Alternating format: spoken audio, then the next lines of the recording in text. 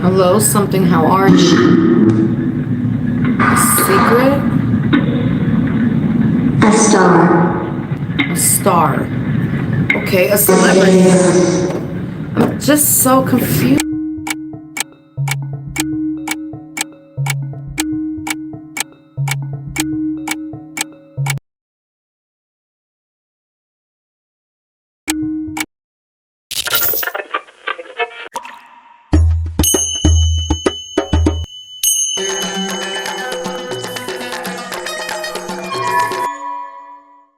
And I brought How old is the boy?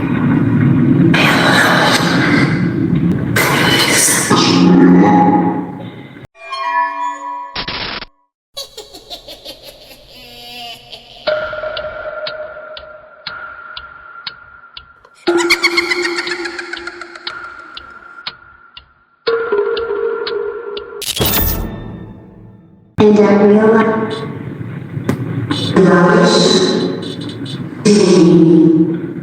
Is this a baby?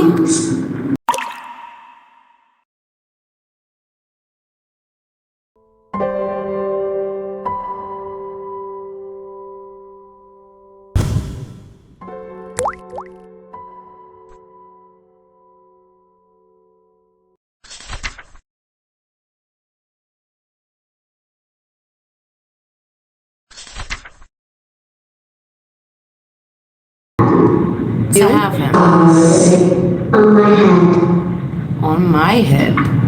Is the mother's passed away? The way you look, The way you look.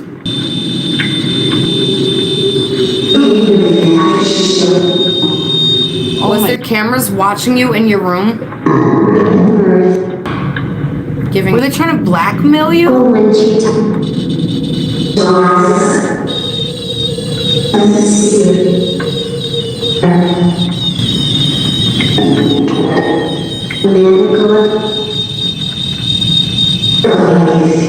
Ah,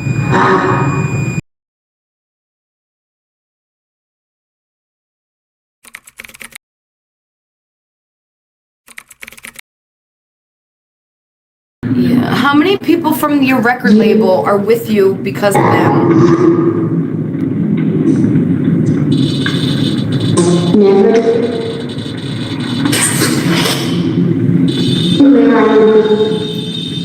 The bear what?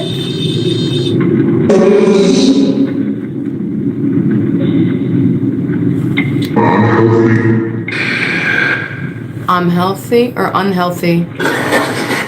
Unhealthy. In her room. lying to Who did the baby belong to? damnation.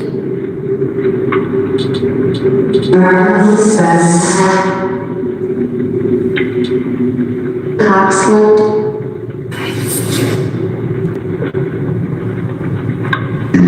Share. Is his birth mom a news anchor? The way you look, Prophesized.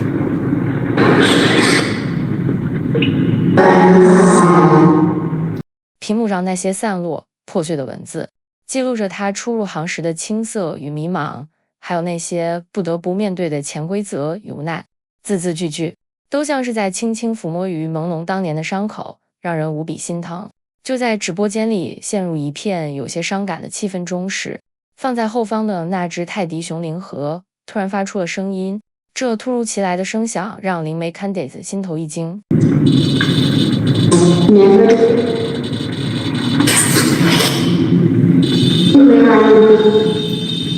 The bear what? 紧接着，灵盒里随之传来了于朦胧的低语 ：“Daddy's me， 那是我，不会开心。”而永远温柔的于朦胧贴心安慰灵媒 Candice。他告诉 Candice 不要吓到，那确实是他，只是因为他现刚才传达的讯息是不会开心。是否于朦胧就是用泰迪熊灵盒发泄情绪呢？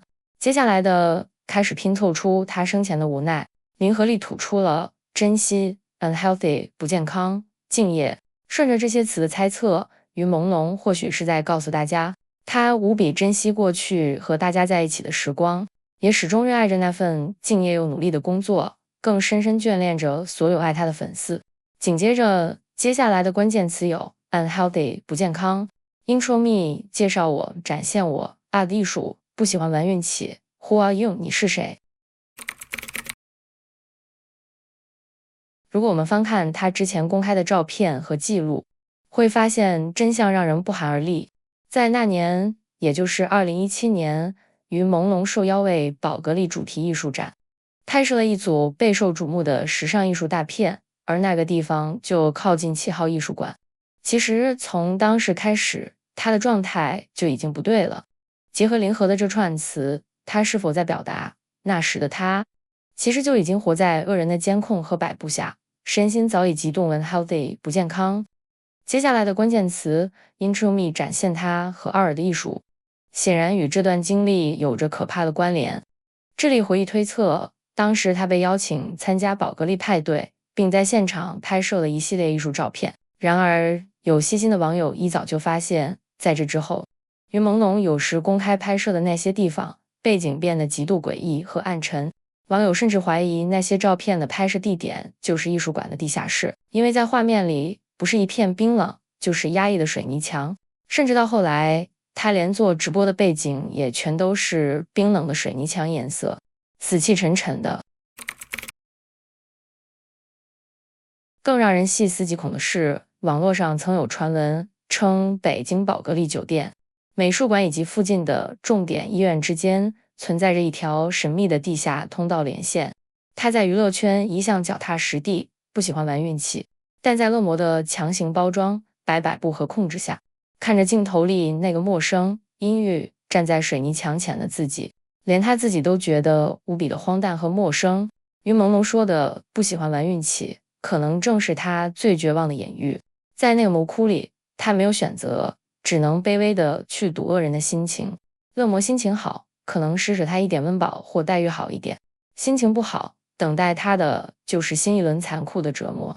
他活着的每一秒都在看恶魔的脸色，所以林和利最终才冷冷地传出了那句充满绝望的自我审视：“Who are you？ 你是谁？”那一刻，他活得仿佛连自己都不认识自己了。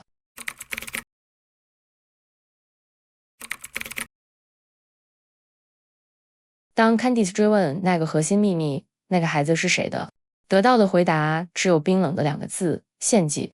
其实献祭这2个字在我们的节目里每一集都在出现，但你敢想象吗？在21世纪的今天，那个幕后黑手竟然还在用如此封建、如此残忍的手段去摧毁一个无辜的生命。这群恶魔的疯狂早已超出了现代人的底线。随后林和利砸出了无休止的绝望挣扎、诅咒、折磨环节、城堡。网络传闻那座艺术馆有多层秘密地下室，现在看来传闻可能是真的。于朦胧口中的城堡根本不是艺术的天堂，而是囚禁他的地方。在这场暗无天日的折磨环节中，他用微弱的声音吐露了最惊悚的现实：黑色球。他被死死禁锢在这个阴沉的黑屋里。不仅如此，林和利甚至清晰地吐露了刑具的名字：电椅、伤害之椅。在无尽的黑暗与酷刑中，他想用尽最后的力气向人间发出了最绝望的呐喊：我为一个。这句话是什么意思？这意味着在那个冰冷的黑屋里，没有救援，没有希望，只有他一个人在独自面对恶魔的折磨。他是恶魔眼中唯一的猎物。伴随着林和最后传出冰冷残酷的话 Power Charge， 这代表着电击、恐怖与惩罚的字眼，静得让人窒息。善良温柔的于朦胧，当时的他一定极度害怕那血淋淋的场面，才颤抖着说出这几个字：很血腥，很惨。这几句话到底代表了什么？这冰冷的字眼直接指向了一个最残忍的可能：于朦胧在那个黑色囚室里，正在遭受高压电击或者带有惩罚性质的现代科技酷刑。紧接着的很血腥、很惨，就是他肉体和精神遭受疯狂折磨时的真实写照。这4个字仿佛带我们回到了那恐怖的现场。Was there cameras watching you in your room? Giving birth? I'm so confused. Did you have to watch somebody give birth? Did you just say, oh yes? Love times.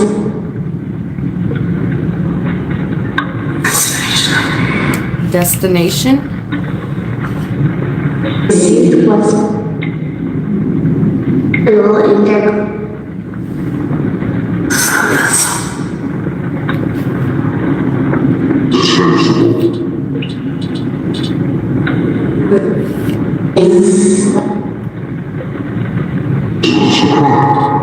Did you have evidence of what they were doing? They took it.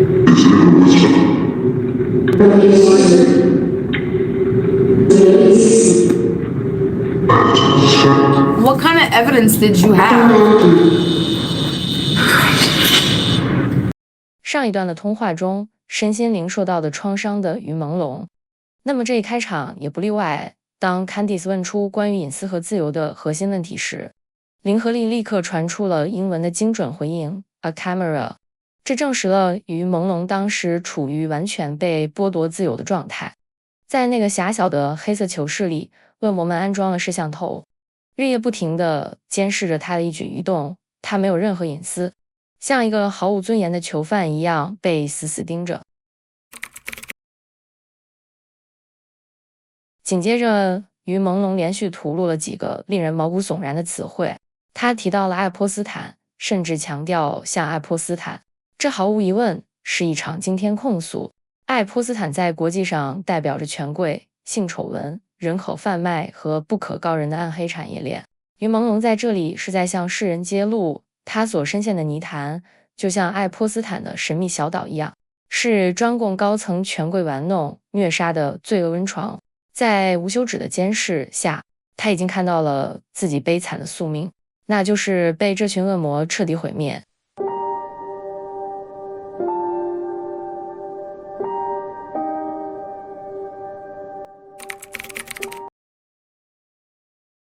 随后的两句话是他对人间正义的最后期盼。他说，希望是得到印证，这代表着他的期盼，希望未来有一天他能沉冤得雪，用证据证实他所遭受的一切。紧接着他咬牙吐出了3个词：杀人凶手、承受、黑社会。这直接点明了加害者的身份，他们就是无法无天的黑社会，是一群毫无人性的凶手。结合相关线索，难道这背后甚至涉及到一场高达几十万的金钱交易，而所有的非人折磨和痛苦，在那个黑暗的时刻，全由他一个人在默默承受。当 Candice 追问关于证据的核心机密，于朦胧回答道 Yes， 这是一个极其关键的细节，这或许说明于朦胧在遇害前手里其实已经掌握了这群黑社会甚至权贵恶魔犯罪的铁证。这也极有可能解释了为什么幕后势力要如此残忍地将他消灭，并试图抹去他的一切，因为他们极度害怕他手里的证据曝光。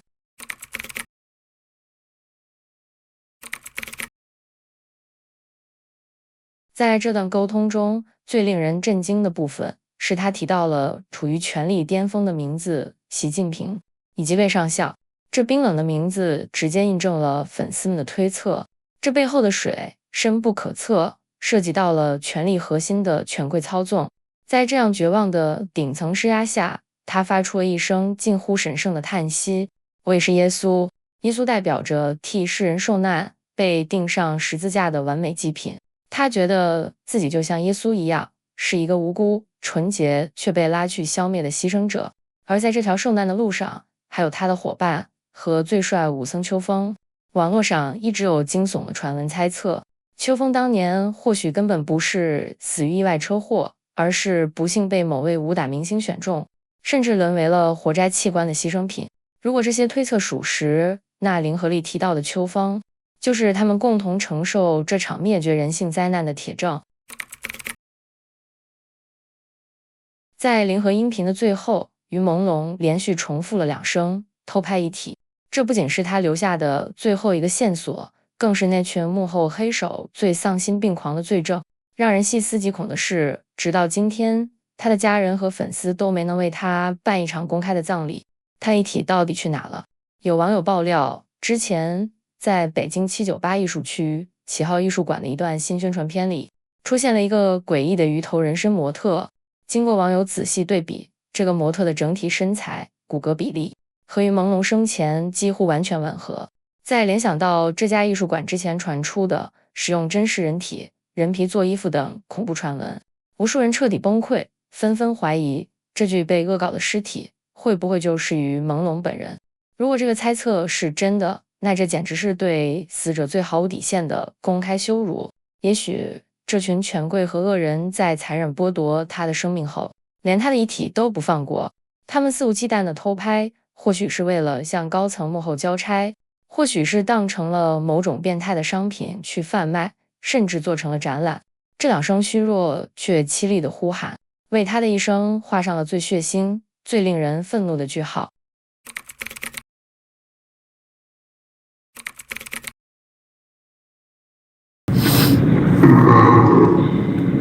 Jesus.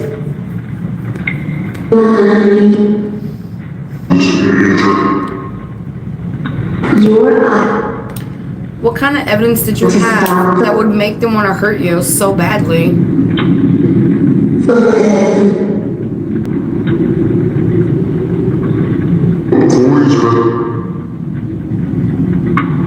The boy, again. This is just fate.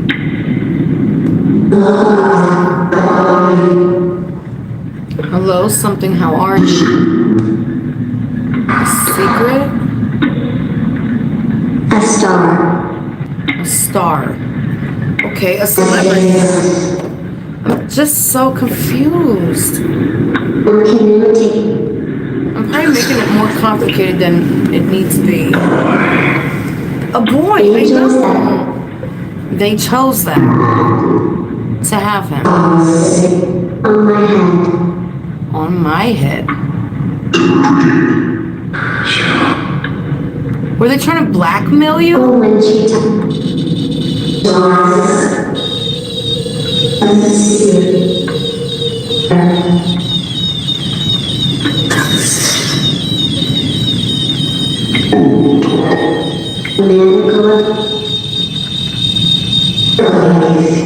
Ah!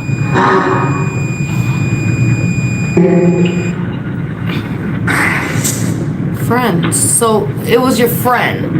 into one A sweet soul. And she had a baby?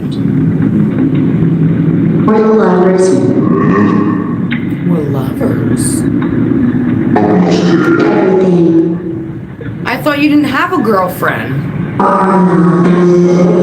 Oh no, what? Or brothers? This trash. Not brothers. Brothers? Brothers or lovers? Bird set.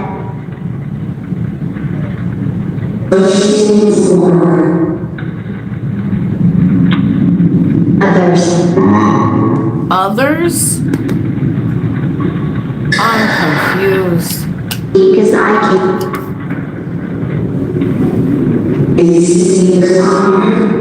Something about the psychic scene. Something.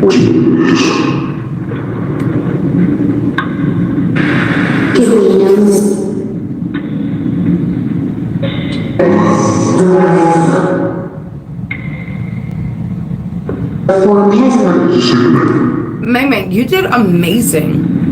Wow.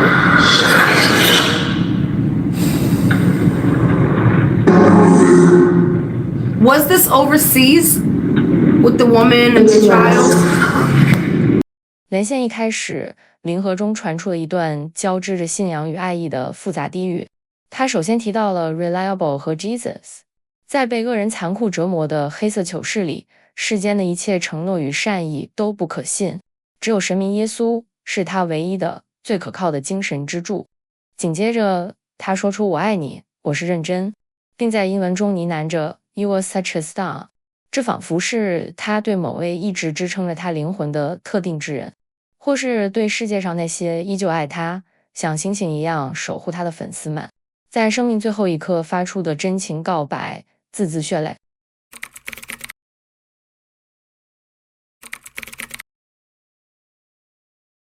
当灵媒 Candice 问道：“你有什么样的证据能让他们如此疯狂的想要伤害你？”于朦胧说出了答案：自媒体。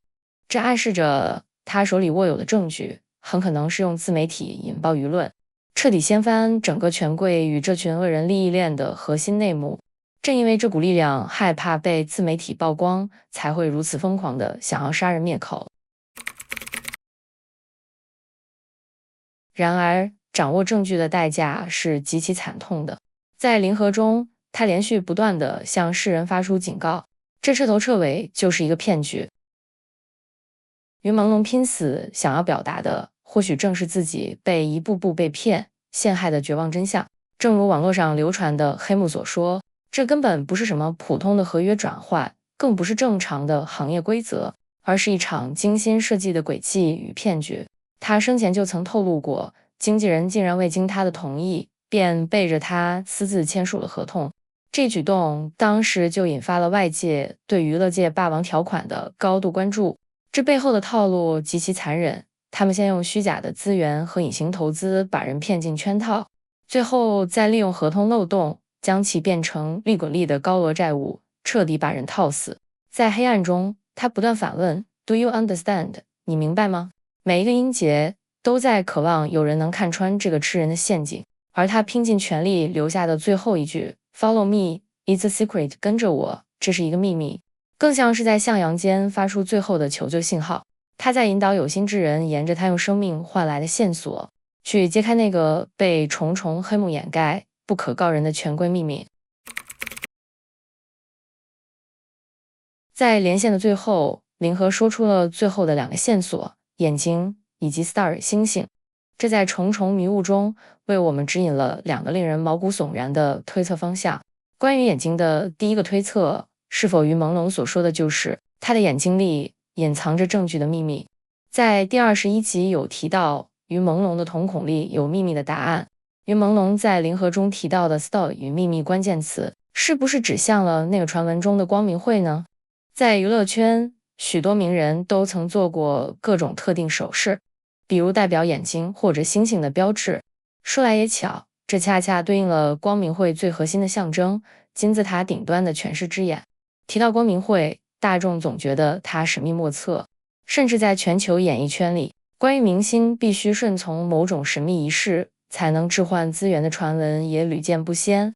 尽管在历史学家的眼中，18世纪诞生的巴伐利亚光明会早已经历了查封与解散，那些过于玄幻的全球统治论多半属于网络上的猎奇传闻，但我们绝对不能忽视现实中另一种更冰冷、更残酷的可能。当年那群残忍折磨他的恶人，是不是在现实中利用了这些神秘学符号作为精神控制的手段？或者他们故意拿这些显眼的符号当挡箭牌，好让每一个试图追查真相的普通人抓错重点，陷入虚无缥缈的都市传说呢？摘下神秘符号的面具，迷雾背后真正的凶手，可能远比单纯的阴谋论还要现实，还要残酷。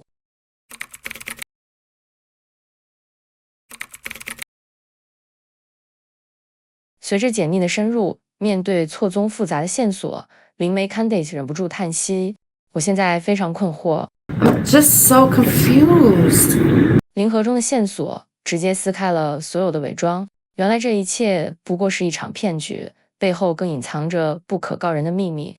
可就在这黑暗中，永远正能量的于朦胧却回应说：“我是没放弃。”紧接着，林和利又接连吐出了同一个名字范世琦。之后2个惊悚的词句 A boy 一个男孩，以及他们选中了他们，他们占有他们，这一连串的词组与前面刚刚出现的范世琦放在一起，绝非巧合。不少关注此事的网友大胆推测，这串线索背后的暗黑逻辑，是不是将矛头隐隐指向了某种可怕的行业黑幕？那群幕后恶人就像在挑选商品一般，残忍地选中并控制了那些年轻的男孩。而结合灵河中前后脚出现的音频，大家不禁开始质疑范世琦在这场复杂谜局中究竟扮演了怎样的角色？难道于朦胧就是这样被一步步推入深渊的吗？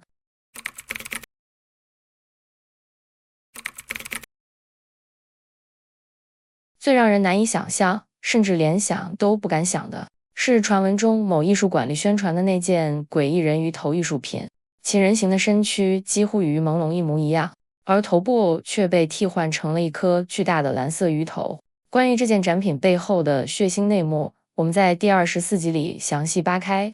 但现在，当把它与零和力传出的破碎词汇东西 on my head 在我的手上、头上就出去死死扣在一起时，一个真正令人毛骨悚然、彻底推翻认知的推测浮出水面。难道那件被堂而皇之展览着的诡异艺术品，根本不是什么蜡像或雕塑，而就是它被恶人摧残、调换了头部后的真实残躯？在我的头上，这或许根本不是在指引罪证的位置，而是他残存的灵魂在痛苦的呐喊，线索的矛头直接死死锁定了其中一个帮凶范世奇。这串音频字字句句都在控诉着凶手对他身体和头部的残忍剥夺。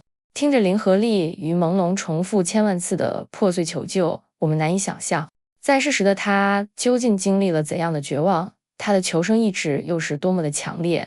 他根本不想活在那群恶人的魔爪之下。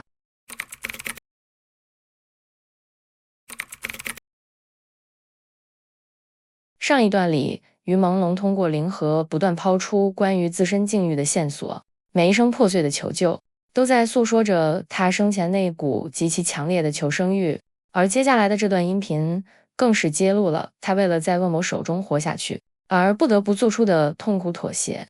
那句令人揪心的不能缺场，是否正暗示着他必须按部就班地扮演好恶人们强加给他的角色？哪怕早就看清了所有的罪恶与深渊，他也只能硬着头皮装傻，试图用这种卑微的顺从去换取一线生机。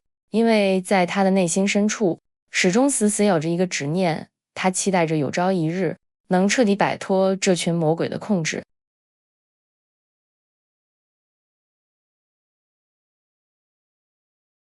伴随着第二声恨，更加具体的黑幕正在被揭开。他断断续续地吐露出令人震惊的名字与地标：新奇，我在起号。紧接着一句字字泣血的控诉，让所有人头皮发麻，我脸被刻吻。那是肉体与尊严被恶人肆意践踏、残忍毁容的铁证。就像我们在上一集的第25集里详细讲述过的，关于新奇这个披着人皮的恶魔底细。传闻他因为爱慕于朦胧，竟然选择伪装成狂热粉丝，步步靠近他。虽然目前网络上的种种说法并没有确凿的官方证据，但无数细心的网友在放大他的面部高清截图后，纷纷提出了一个令人毛骨悚然的猜测。有人注意到，在他的右脸颊靠近鬓角的位置，隐约有着一道诡异的疤痕。经过反复辨认与对比，不少人惊觉，那道痕迹的轮廓竟然像极了一个倒着被烙上去的心字。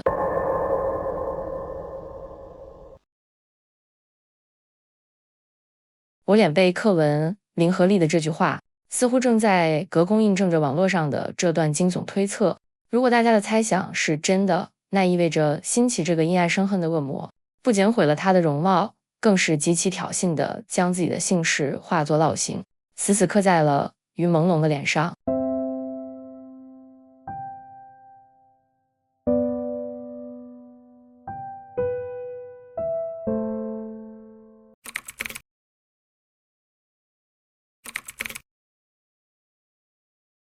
而最让人无法接受的是，那些亲手将他推入深渊的，居然是身边的朋友。那些平日里熟悉、信任的人，此时却都在为恶魔工作。他用尽全身的力气形容这群人就如同禽兽一样。在这个被冠以艺术之名的魔窟里，零和力再次吐出了那个在多集里反复出现、令人头皮发麻的终极黑幕活摘器官。从这里的关键词推测，这群被冠以 evil 之名的恶魔禽兽正躲在最阴暗的角落，一边冷血的窥探监视着所有人，一边疯狂地布下陷阱。他们不仅无耻地把手伸向了于朦胧，甚至连那些无辜的恋人也绝不放过。如果结合网络上的惊悚传闻，这些关键词背后的推测简直让人脊背发凉。有网友质疑，恶魔们是否是将受害者骗入局中，再进行残忍的迫害后，甚至将残躯做成所谓的艺术品，堂而皇之展出？如果传言属实，这哪里是什么艺术馆？这分明就是一个披着艺术外衣、嗜血吃人的活体地狱。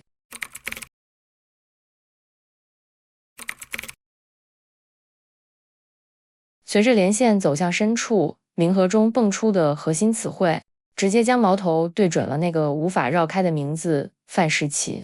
最可怕的是，这个名字在灵盒中已经被多次点名。我们可以想象，于朦胧所经历的滔天冤情背后，一定包括了这个恶人范世琦在内。而紧接着，灵盒里吐出的下一个关键词，更是诡异到了极点：复制品。这个词一出，瞬间让人联想到了网络上流传已久、让人毛骨悚然的惊悚传闻。这所谓的复制品，究竟是指克隆人，还是指有人用高科技的人皮头套去精细复制，强行制造出另一个完全相同的人？要知道，在当今的网络怪谈中，传闻被秘密复制、出现过相同的人的明星名单长得令人窒息。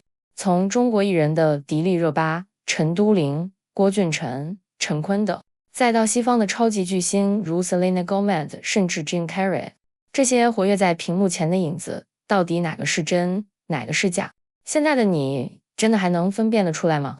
正当所有人陷入恐慌时，灵盒在最后说出了撕开这一切伪装的终极重点：他们做戏。这4个字定乾坤。原来无论是那些被多次点名的恶人，还是真假难辨的复制品，他们粉饰太平，站在聚光灯下的一切都不过是在按照幕后黑手的剧本，在镜头前荒诞的做戏给全天下看，而大戏背后的白骨正在灵盒里发出最后的泣血控诉。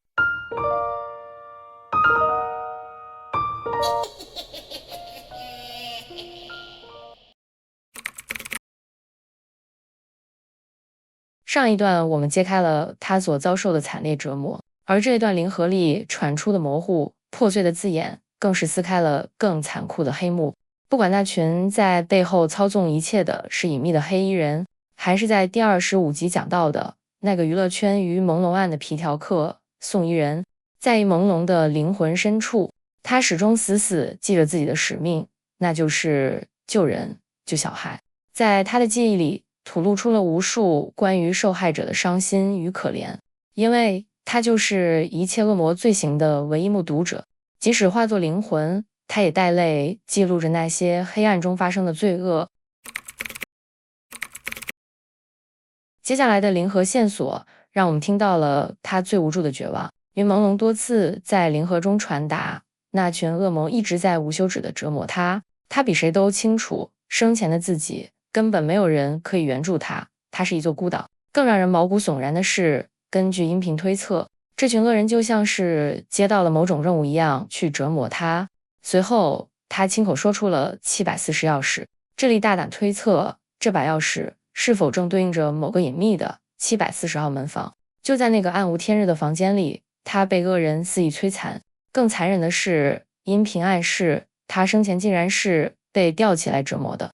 我们不禁要问，是否这群丧心病狂的恶人就是有一种变态的恶趣味，专门喜欢听受害者在折磨中痛苦哀嚎的声音吗？结合现实中的传闻，真相更加令人心碎。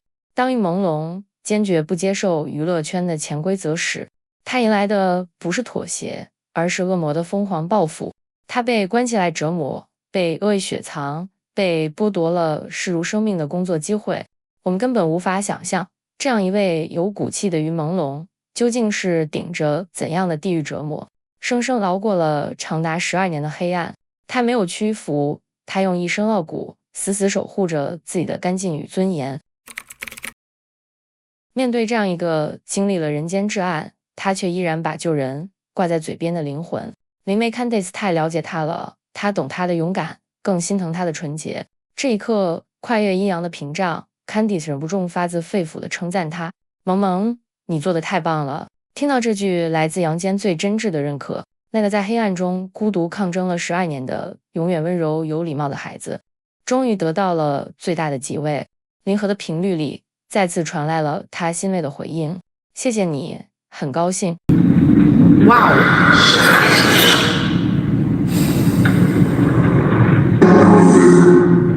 Was this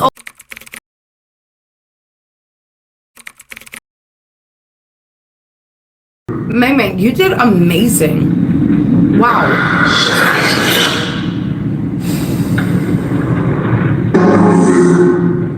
Was this overseas with the woman and the child?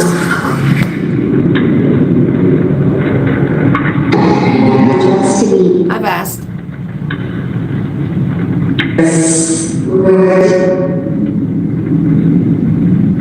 the heavens, In heaven, something.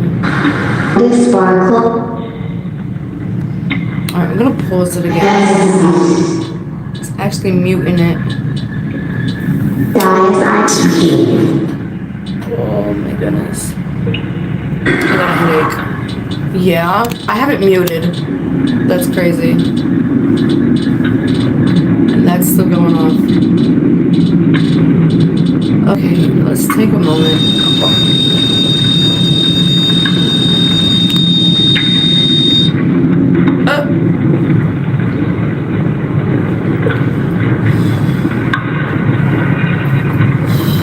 Alright, oh my god, does Mei want people to rescue the boy?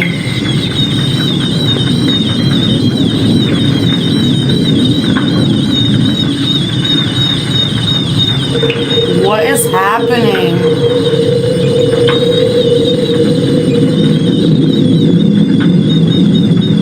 Whoa. Why is it so loud?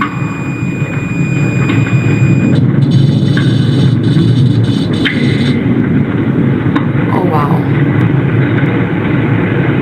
I don't know.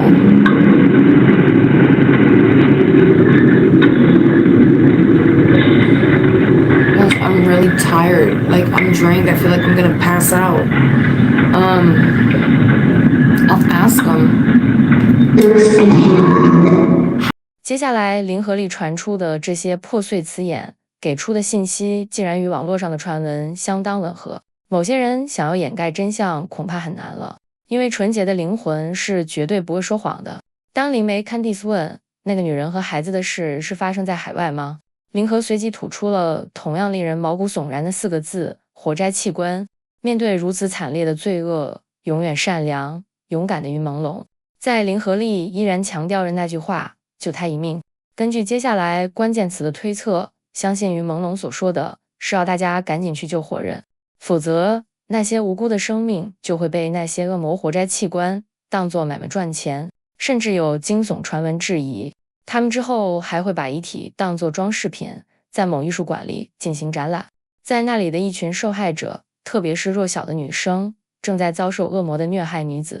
他用灵盒警告大家，受害者回不到家，因为这些行恶的恶魔，他们的幕后势力掌控非常严密，那是一种令人窒息的恶魔的严苛控制。所有关于活摘器官的罪恶都发生得极快，如同一闪而过，不留任何痕迹。相信是因为积压了太多的冤情，导致现场的磁场有点紧张。突然之间，灵媒 Candice 有些无法承受，决定中断连线休息一下，把灵盒先静音。在这里，我们大胆推测，现场相信不止于朦胧一个冤魂，因为在随后的沟通中会听到的不只有于朦胧的声音，似乎还有另一位艺人的声音。当然，这只是我们的合理推测。然而，不可思议的超自然现象竟然在这一刻发生了。在灵盒处于完全静音的状态下，灵盒力竟然清晰地回应了一句 Yes, of course， 是的，当然。紧接着还说出了3个词 Sacrifice， 牺牲 Help， 这绝对是跨越阴阳的强烈求救。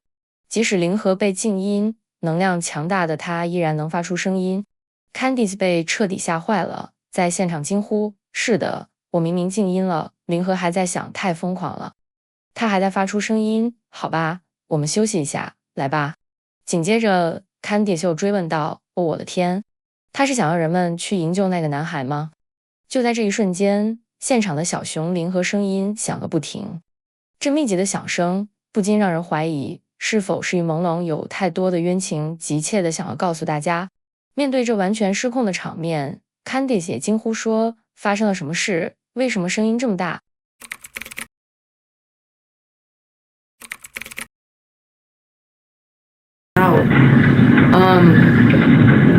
I'll ask him. Bruce and Hannah. How old is the boy you keep speaking on?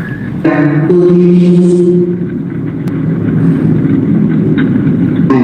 I brought How old is the boy?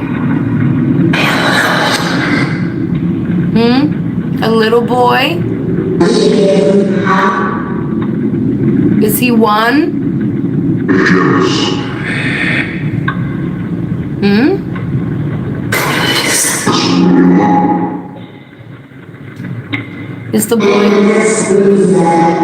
Is the boy younger than one?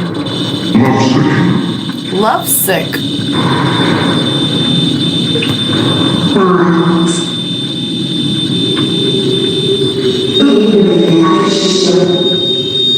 Oh my gosh. and his curse.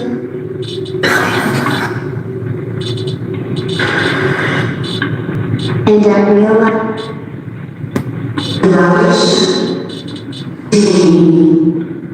Is this a baby? He's little with something. definitely And the boy's mother's passed away now? He what?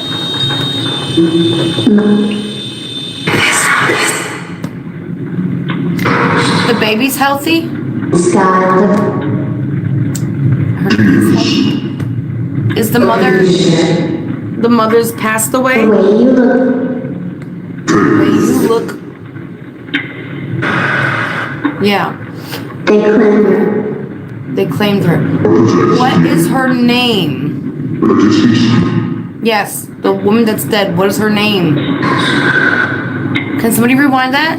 Tell me what you heard. See if you hear a name in Chinese, right where they whisper. Hold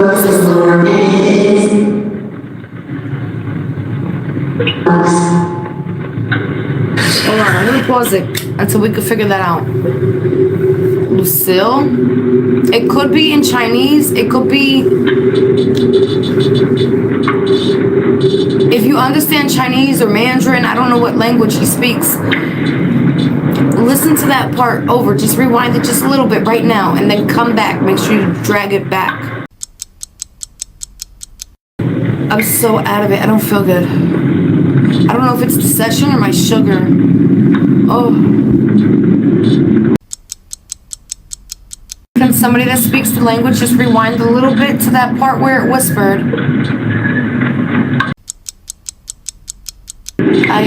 I needed to go to bed.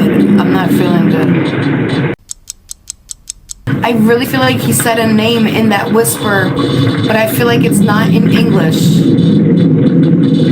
Is there a way somebody that don't speak English can go back, or both, maybe both languages, go back to that a little bit where they whispered, right when I asked what's her name, it says something and then a whisper. I heard something. It does take a lot of energy, but it's worth it. It's totally worth him having a voice. Oh. Yeah, I really think right before I muted it, right before that, there's a whisper. And I really think that was a name. I can't rewind it. Alright, let's end it for today. It's been an hour and a half. I'm gonna stop it. I feel really sick all of a sudden. Oh.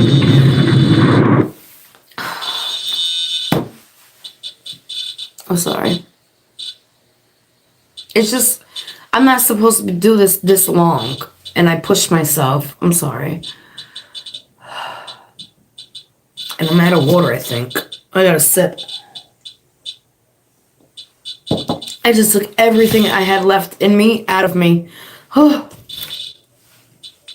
随着这些破碎词眼的流出，零和力的频率似乎正在引导大家去关注一些网络上流传的公开线索。零和首先传达了关于 used to have 过去一直存在，与 It's Horrible 太恐怖了的英文线索。根据网络悬疑爱好者的推测，这似乎是在指出某些传闻中的内幕，其实在过去一直存在，真相十分骇人。甚至临河中还出现了 Come put you to see 可以带你去看看的词句，仿佛是在呼吁大家一起去求证那些被掩盖的痕迹。紧接着，林和利传达了关于跳舞与假装的关键词，而于朦胧随后的一句低语，更是直接抛出了一个非常具体的方向：回放看视频。在这段关于幕后涉嫌欺骗女孩的控诉中，于朦胧在低语中连续反复地强调了同一个特定平台中央视频，去看回放中央视频，中央视频，这整整4次对中央视频的强调，让当时守在直播间的网友们瞬间头皮发麻。要知道，这场零和直播的时间恰巧落在了2月18日华人除夕新年期间，在这个万家团圆的特殊时间节点，零和却反常的疯狂提起这个特定平台的视频回放，这不禁让无数网友大胆猜测，难道网络传闻中那些所谓的证据和令人起疑的画面，全都被记录在了那个节目的视频回放里？不仅如此，针对幕后可能存在的精神控制手段，林和利接着吐出了他们有给他要吃 and his curse 以及他的诅咒。紧接着，于朦胧再次用低语强调他们有给他要回放视频。根据流传的线索推测，这是否意味着那一群无辜的受害者曾被强行为要控制？如果说上一段于朦胧提示大家去回看中央视频已经足够让人疑惑，那么接下来的声音则引发了全网更具冲击力的讨论，因为林和利竟然直接吐出了顶流女星的名字 Angel Dirauba 小天使迪丽热巴。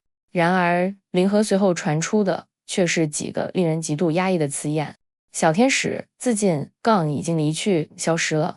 这番话迅速引发了网络上传闻的疯狂发酵，有很多细心的网友特意去翻找了那场特定晚会的回放进行对比，并纷纷提出了各种细思极恐的质疑。在那个舞台上跳舞的人真的还是他本人吗？难道真人真的如传言般已经消失了？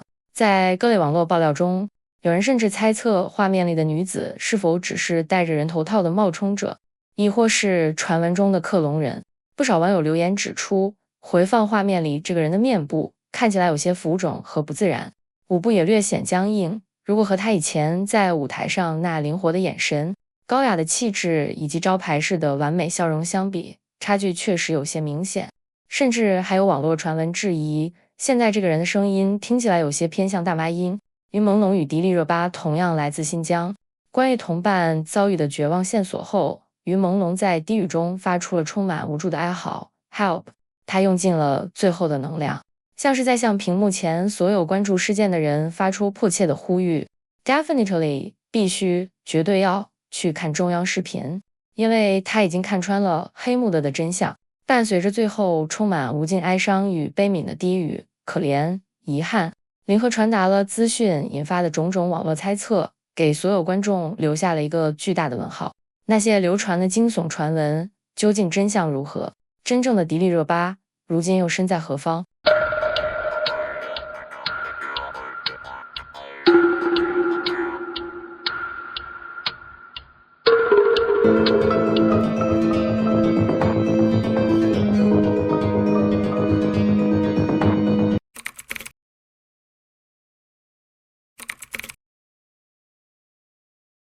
随着前面关于中央视频与迪丽热巴的惊人线索浮出水面，林和的频率里与朦胧的低语声再次传来。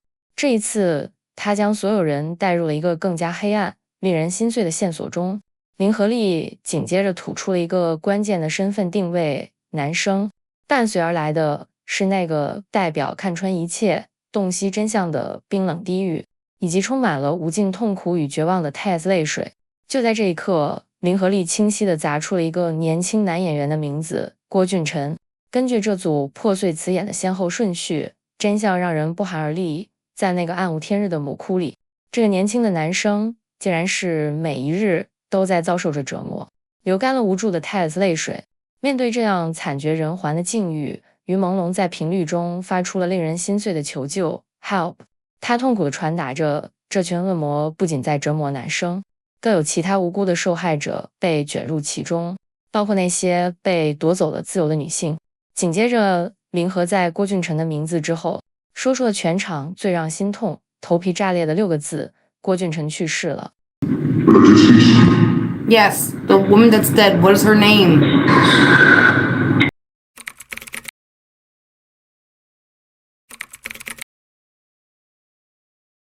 在直播的最后，纯洁的灵魂似乎知道自己停留的时间不多了，因为此时灵媒 Candice 已经连续直播了1个小时半，磁场和能量都到了极限。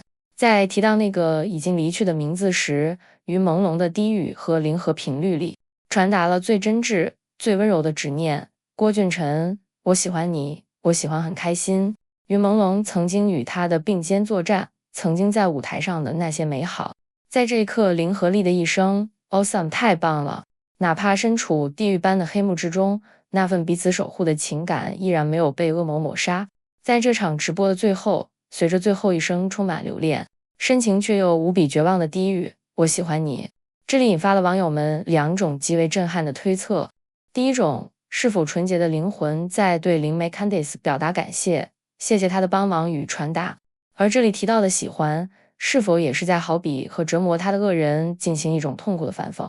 而更让人毛骨悚然、起一身鸡皮疙瘩的是第2种细节，这里最后的一句我喜欢你，如果大家戴上耳机重复听上千百遍，你会震惊地发现这4个字的回音和声线听起来竟然像另外一个男生艺人郭俊辰的原因。难道这是2个相互守护的灵魂在跨越阴阳的频率里和鸣吗？你们觉得呢？听到这里，你听到的是谁的声音？请大家一定要在评论区留言告诉我。是他的声音吗？我喜欢你。Hold on, I'm gonna pause it until. 大家好，我是郭俊辰。Is the mother's passed away? The way you look, The way you look